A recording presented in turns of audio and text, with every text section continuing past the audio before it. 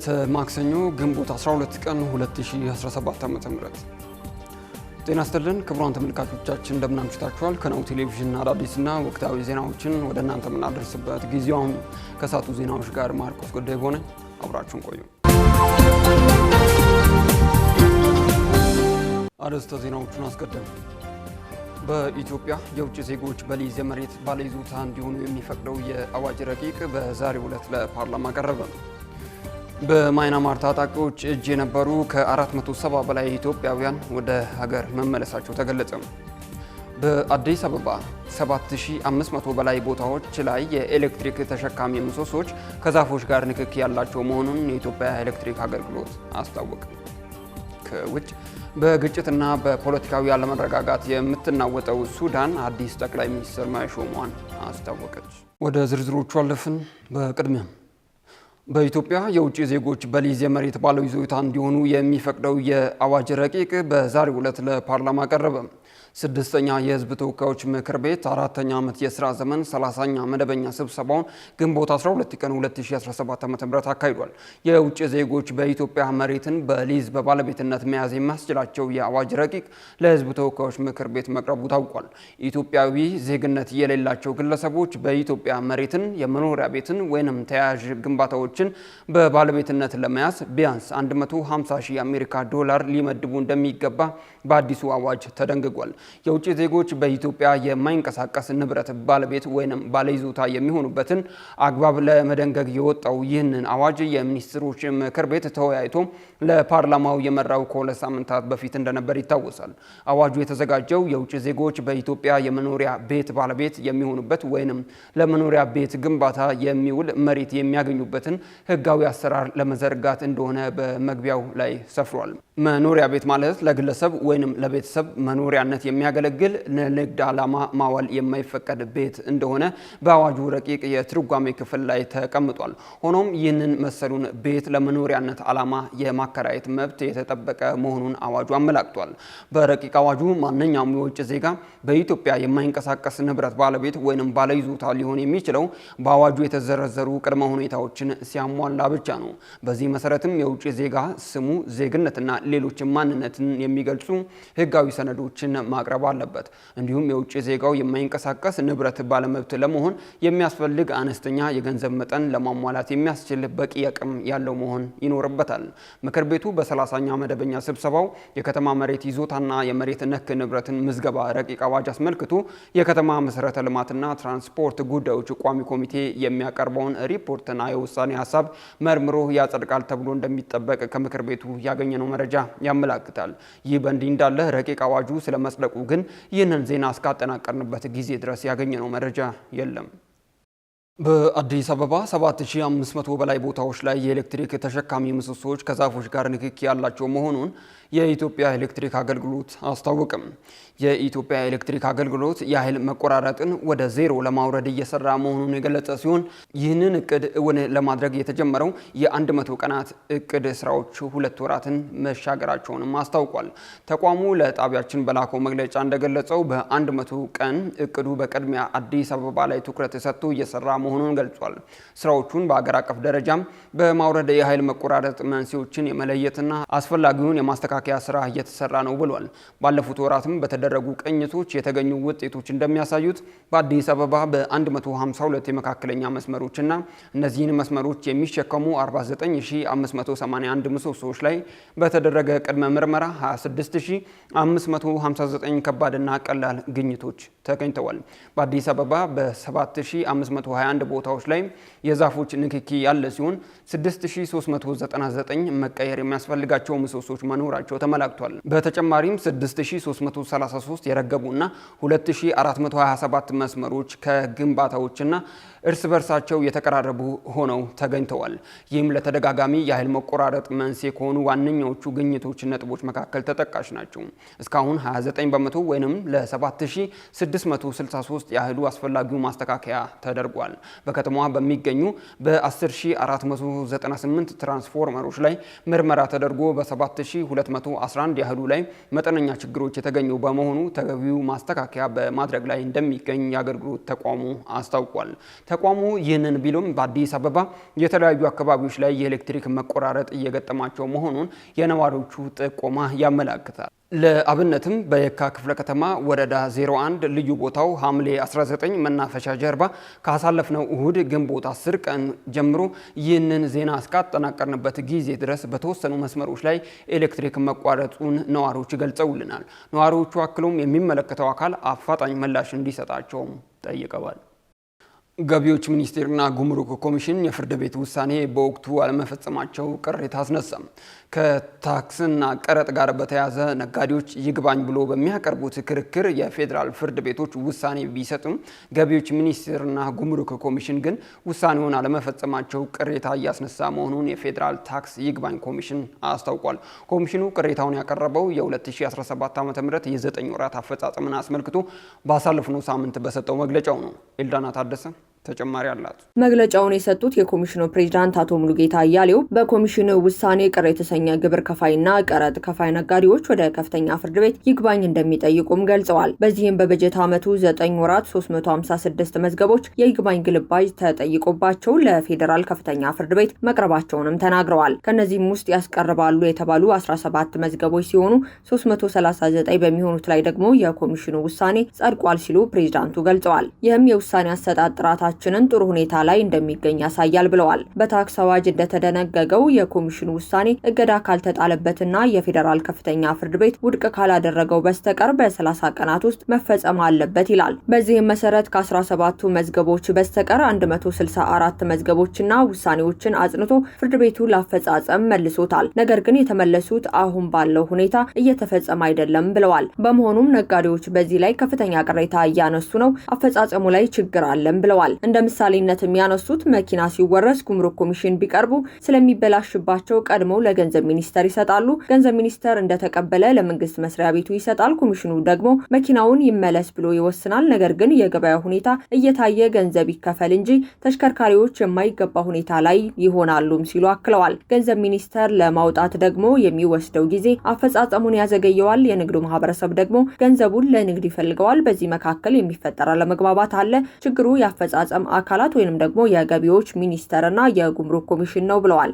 በ2017 በጀት ዓመት 3 ሩብ ዓመታት 1144 የይግባኝ መዝገብ ለኮሚሽኑ የቀረበ ሲሆን ከቀረቡትም መካከል 691 ላይ የቃል ክርክር ተደርጎባቸው 686 መዝገቦች ላይ ውሳኔ መተላለፉንም አቶ ሙሉጌታ ገልጸዋል። ከነዚህም ውሳኔዎች 3.5 ቢሊዮን ብር የሚጠጋ ሀብት የተያዘ መሆኑን አቶ ሙሉጌታ አስረድተዋል። ውሳኔ ከተሰጠባቸው ውስጥ 6 ቢሊዮን ብር የያዙት 458 ቀሪ መዝገቦች ለውሳኔ ተለይተው ወደ ቀጣይ አራተኛ ሩብ ዓመት መዘዋወራቸውንም አክለዋል። በ2016 በጀት ዓመት ተመሳሳይ ወቅት 458 መዝገቦች ለውሳኔ ተቀጥረው 452ቱ ላይ ውሳኔ መስጠቱን ፕሬዝዳንቱ አስታውሰዋል። በዚህም አፈጻጸማቸውን ስንመለከት ካለፈው አንድ ዓመት ጋር ሲነጻጸር 234 ውሳኔ ብልጫ አለውም ብለዋል። ይህም የሚቀርቡ ቅሬታዎች እየጨመሩ መሆኑን ያሳያል። የኛ መፈጸም አቅም አብሮ እየጨመረ እንደሆነም ተመላክተናልም ብለዋል። ከ2011 እስከ 2017 አጠቃላይ 29.2 ቢሊዮን ብር የሚደርስ 7024 መዝገቦች ለኮሚሽኑ ቀርበውለታል። የቃል ክርክር ተደርጎባቸው ለውሳኔ ከቀረቡት መዛግብት ውስጥም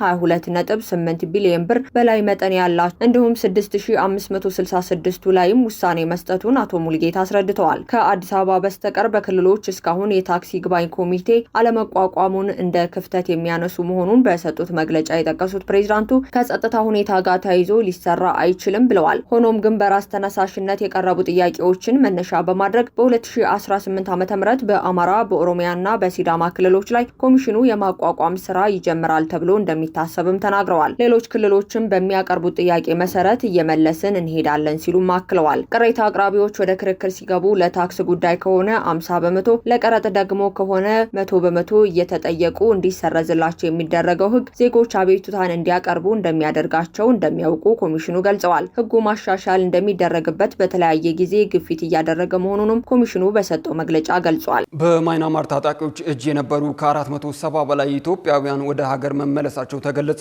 ባለፉት 2 ሳምንታት ውስጥ በማይናማር ታጣቂዎች እጅ የነበሩ 477 ኢትዮጵያውያን ወደ ሀገር መመለሳቸውን የቤተሰቦች ኮሚቴና ተመላሾችን ጠቅሶ ቢቢሲ በዘገባው አስነብቧል። በአካባቢው የሚገኙ መንግስታዊ ያልሆኑ ድርጅቶች ለቀሪዎቹ 300 ገደማ ኢትዮጵያውያን የአውሮፕላን ትኬት የመግዛት አቅም እንደሌላቸው በመግለጻቸው መቼና እንዴት ሊመለሱ እንደሚችሉ እስካሁን እንዳልታወቀም ተገልጿል። ታይላንድ ውስጥ ጥሩ ክፍያ ያለው ስራ እንደሚያገኙ ቃል ተገብቶላቸው ከሀገር የወጡት ኢትዮጵያውያን በታጣቂዎች እጅ ከመውደቃቸው አስቀድሞ የሳይበር ወንጀል በሚፈጸምባቸው ካምፖች ውስጥ ለግዳጅ ሰራተኝነትና ስቃይ ተዳርገውም ነበር። ካምፖቹ የሚገኙባቸውን አካባቢዎች የሚቆጣጠሩ ታጣቂዎች የካቲት ወር ላይ ተጎጂዎችን ማስወጣት የጀመሩ ሲሆን የተወሰኑ ኢትዮጵያውያን ደግሞ አምፀው በመውጣት በታጣቂዎች እጅ ገብተዋል። ታጣቂዎች የኢትዮጵያውያንን ጨምሮ ያስወጧቸውን የተለያዩ ሀገራት ዜጎች በተለያዩ ጊዜ መጠለያዎች ውስጥ አስቀምጠዋል። በማይናማር የሚገኙ ኢትዮጵያውያን በሚመለከት የውጭ ጉዳይ ሚኒስቴር ከዚህ ቀደም በሰጠው መግለጫው ሁሉም ኢትዮጵያውያን ወደ ሀገራቸው እንደሚመለሱ ማሳወቁ ይታወሳል። የትራንስፖርት ትኬቶችንም ለጋሽ አካላትን በማስተባበርና በመንግስት ወጪም ጭምር እንደሚሸፍንም አስታውቆም ነበር። በተያዘው ዓመት ከቄለም ወለጋ ዞን ከ45000 በላይ ቶን ቡና ለማዕከላዊ ገበያ መቅረቡን የዞኑ ንግድ ጽሕፈት ቤት አስታወቀ። የዞኑ ንግድ ቢሮ እንዳለው ገቢው ካለፈው ዓመት ጋር ሲነጻጸር 30 በመቶ ብልጫ ያለው ነው የተባለው። በኢትዮጵያ ቡናና ሻይ ባለስልጣን ባለፉት 9 ወራት ውስጥ ወደ ውጪ ከላካቸው ቡና 1.5 ቢሊዮን ዶላር ገደማ የውጭ ምንዛሪ መገኘቱም ተመላክቷል። ሀብታም አያሌው ተጨማሪ አላት።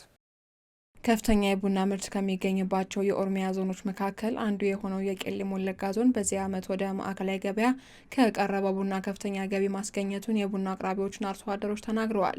በተያዘው ዓመትም ከቄለም ወለጋ ዞን ከ45000 በላይ ቶን ቡና ለማዕከላዊ ገበያ መቅረቡን የዞኑ ንግድ ጽሕፈት ቤት አስታውቋል። የዞኑ ንግድ ቢሮ እንዳለውም ይህ ገቢ ካለፈው ዓመት ጋር ሲነጻጸር 30 በመቶ ብልጫ አለው ብለዋል። በኢትዮጵያ ቡናና ሻይ ባለስልጣን መረጃ መሰረትም ኢትዮጵያ ባለፉት 9 ወራት ውስጥ ወደ ውጭ ከላከቻቸው ቡና 1.5 ቢሊዮን ዶላር ገደማ የውጭ ምንዛሬ ማግኘቷን አመላክቷል። በምዕራብ ኦሮሚያ ከፍተኛ የቡና ምርት በሚገኝበት የቄለም ወለጋ ዞን ውስጥም እንደ አንፊሎ፣ ጊዳሜ፣ ሀዋጋልና ሳዮን ከመሳሰሉ ወረዳዎች ከ40,000 በላይ ቶን ቡና ወደ ማዕከላዊ ገበያ መቅረቡን የዞኑ ንግድ ቢሮ አስታውቋል። በዞኑ አንፊሎ ወረዳ ካለፈው ዓመት ከነበረው የተሻለ ምርት ማግኘታቸውንና ለገበያ ማቅረባቸውን አርሶ አደሮችና አቅራቢዎች ተናግረዋል። አርሶ አደሮቹ እንዳሉትም ቡና አቅራቢና አርሶ አደር በሀገር አቀፍ ደረጃ የቡና ዋጋ መጨመር ቡና ምርት ለተሰማሩ አርሶ አደሮች የተሻለ ዋጋ ማስገኘቱን ተናግረዋል። ባለደር በራ ባዬ ጋር ባዬ ደበላዴ ነው አንተ ቆቴ ቡላን ተራነፋ የደማ ምርቱ ከባለፈው ዓመት የተሻለ ነው። ባለፈው ዓመት 200 ኩንታል ነው ወደ መካከለኛ ገበያ ያቀረብ ነው። ዘንድሮው ደግሞ 750 ኩንታል ቡና ነው ወደ መካከለኛ ገበያ ያቀረብ ነው። አርሶ አደሩ ያመረተውን ያህል ገቢ አግኝተዋል ብለን እናስባለን። በቄለም ወለጋ ዞን ጊዳሜ ወረዳ የሚገኙ አርሶ አደሮች ከ50 እስከ 80 ኩንታል በግለሰብ ደረጃ ቡና ለገበያ አቅርበዋል ብለዋል። ሆኖም በወረዳው በዚህ ዓመት የምርቱ መጠን ካለፈው ዓመት ጋር ሲነጻጸር ዝቅተኛ መሆኑንም አርሶ አደሮቹ አክለዋል። የአየር ንብረት መለወጥና የጸጥታ ችግር ለምርቱ መቀነስ ምክንያት መሆናቸውንም አርሶ አደሮች ጠቅሰዋል። በዚህ ዓመት የቡና ዋጋ ባለፈው ዓመት ከነበረው ዋጋ ጋር ሲነጻጸር በኪሎ ከ200 እስከ 300 ብር ጭማሪ ያለው መሆኑን ያነሱት አርሶ አደሮቹ የዋጋ መጨመሩ ለአርሶ አደሩ ገቢ ማሳደጉን የሚናገሩት በአካባቢው የሚስተዋሉ የሰላም እጦት ቢቀረፍ የተሻለ ምርት እንደሚገኝ አርሶ አደሮቹ አክለዋል። በዳው ሚሺ በዳሚቲ ጋሩ ጋቲን ሞ ባዬ ጋሪዳ ባኒ ሸንታ ምርቱ ብዙም አይደለም። የቡና ዋጋ ግን ጥሩ ነው። 50 ኩንታል ለገበያ አቅርቤ ያለው ዋጋው ከባለፈው ዓመት 2 እጥፍ ነው የጨመረው። ባለፈው ዓመት ከሸጥነው በኪሎ ከ2 እስከ 300 ብር ብልጫ አለው። ከጸጥታ ሁኔታ ጋር ተያይዞ በግዳሚ ሰው በተገቢ ሁኔታ ስራውን እየሰራ አይደለም። ያገኘውን ነው ወደ ገበያ ያቀረበው። እኔ ባለፈው ዓመት 80 ኩንታል ነበር ለገበያ ያቀረብኩት። ወሊገላ ወጋጉቱ ቶኒክ ወሰደሚ ቶሎ በቀራወነ በረከ ነገሩ ኦኒ አንጋማት ቶኒክ ወፍርተመሽን ባለፈው ዓመት 37 ቶን ነው ለመካከለኛ ገበያ ያቀረበው። በዚህ ዓመት ደግሞ እስካሁን 45500 ገደማ ቶን ቡና ነው በዞን ደረጃ ለገበያ ያቀረበው። በዚህ ዓመት መጨረሻ 48000 ቶን ይደርሳል ብለን እንጠብቃለን። ጊዳሜ የቄለም ወለጋ ዞን ንግድ ቢሮ በዞኑ ስር ከሚገኙ 4 ወረዳዎች ከፍተኛ የቡና ምርት እንደሚገኝም ገልጸዋል። በዞኑ አንፊሌ፣ ጊዳሜ፣ ሀዋጋልና ሳዮ ወረዳዎች ውስጥ በየዓመቱ ከፍተኛ ቡና ለማዕከላዊ ገበያ ከሚቀርብባቸው አካባቢዎች መካከል ተጠቃሽ ናቸውም ብለዋል። የቄለም ወለጋ ዞን ንግድ ቢሮ ኃላፊ አቶ ገመዳ በከኮ በዞኑ የቡና ምርት ጥራት መሻሻሉንና ለአርሶ አደሩና ለአቅራቢዎቹ የተሻለ ገቢ ማስገኘቱንም ገልጸዋል። የተከበራችሁ ተመልካቾቻችን ከናሁ ቴሌቪዥን ለሳቱ ያዝናቸው ዜናዎቻችን አሁንም እንደቀጠሉ ናቸው። አሁን ደግሞ ከባህር ማዶ ምንጮች ወደ ያዝናቸው ዜናዎቻችን ተሸጋገርን።